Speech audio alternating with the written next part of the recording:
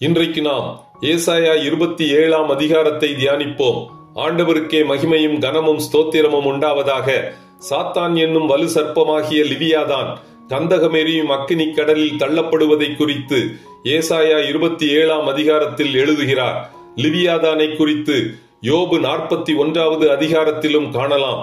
கடைசி நாட்களில் கர்த்தர் லிவியாதான் என்னும் நீண்ட பாம்பை, சமுத்திரத்தில் இருக்கிற வலு சர்ப்பத்தை கொன்று போடுவார்.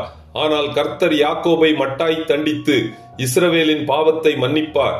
அவர்கள் திராட்சத் தோட்டங்களை நாட்டி அவைகளின் கனியை புசிப்பார்கள். கர்த்தர் அதை காப்பாற்றி அதற்கு தண்ணீர் பாய்ச்சி ஒருவரும் அதை சேதப்படுத்தாதபடிக்கு அதை இரவும் பகலும் காத்துக் கொள்ளுவார்.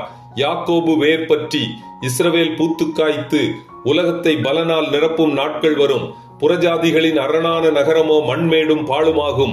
இஸ்ரவேல் புத்திரரோ ஒவ்வொருவராய் சேர்க்கப்படுவார்கள்.